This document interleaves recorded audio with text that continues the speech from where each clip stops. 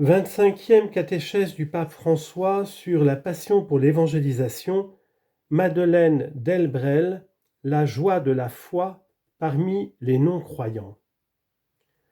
Au nombre des témoins de la passion pour l'annonce de l'Évangile, ces évangélisateurs passionnés, aujourd'hui je présente la figure d'une femme française du XXe siècle, la vénérable servante de Dieu, Madeleine Delbrel.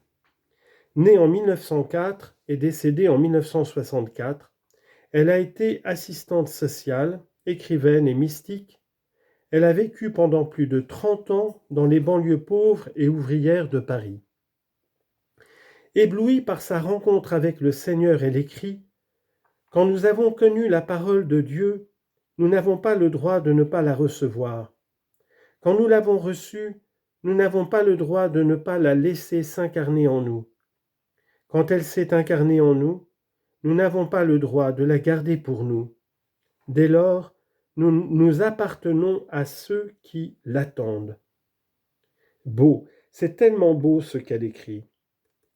Après une adolescence vécue dans l'agnosticisme, elle ne croyait en rien, à 20 ans environ, Madeleine rencontre le Seigneur, frappée par le témoignage d'amis croyants.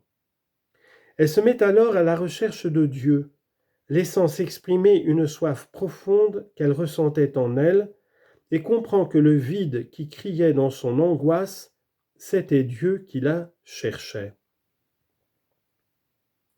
La joie de la foi l'a conduite à mûrir un choix de vie entièrement donné à Dieu, au cœur de l'Église et au cœur du monde, partageant simplement en fraternité la vie des gens de la rue. Poétiquement, elle s'adressait à Jésus ainsi. « Pour être avec toi sur ton chemin, nous devons partir, même quand notre paresse nous supplie de rester. Tu nous as choisis pour être dans un équilibre étrange, un équilibre qui ne peut s'établir et se maintenir que dans le mouvement, que dans l'élan. Un peu comme sur une bicyclette qui ne peut tenir debout sans rouler. Nous ne pouvons tenir debout qu'en avançant, en se déplaçant dans un élan de charité. C'est ce qu'elle appelle la spiritualité de la bicyclette. Dans Humour dans l'amour, méditation et fantaisie dans ses œuvres complètes. Ce n'est qu'en se mettant en route, en marchant, que nous vivons dans l'équilibre de la foi, qui est un déséquilibre, mais c'est comme ça, comme la bicyclette. Si tu t'arrêtes, elle ne tient pas. Madeleine avait le cœur constamment en éveil et se laisse interpeller par le cri des pauvres. Elle comprenait que le Dieu vivant de l'Évangile devait brûler en nous jusqu'à ce que nous ayons porté son nom à ceux qui ne l'ont pas encore trouvé. Dans cet esprit tourné vers l'agitation du monde et le cri des pauvres, Madeleine se sent appelée à vivre entièrement et à la lettre l'amour de Jésus, depuis l'huile du bon samaritain jusqu'au vinaigre du calvaire, lui rendant ainsi amour pour amour, afin qu'en aimant sans réserve et en se laissant aimer jusqu'au bout, les deux grands commandements de la charité s'incarnent en nous et n'en fassent plus qu'un. Enfin, Madeleine Delbrel nous enseigne encore une chose. Qu'en évangélisant, on est évangélisé. En évangélisant, nous sommes évangélisés.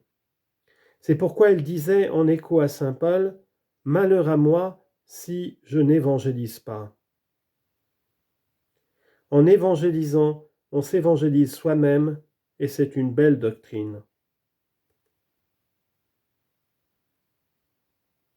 En contemplant cette femme témoin de l'Évangile, nous apprenons nous aussi que dans toute situation et circonstance personnelle ou sociale de notre vie, le Seigneur est présent et nous appelle à habiter notre temps, à partager la vie des autres, à nous mêler aux joies et aux tristesses du monde.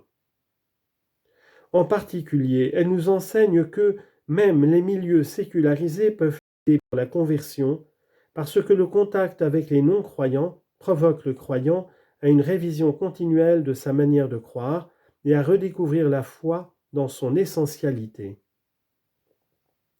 Que Madeleine Delbrel nous apprenne à vivre cette foi in moto, en mouvement, disons cette foi féconde qui fait de tout acte de foi un acte de charité dans l'annonce de l'Évangile, je vous remercie.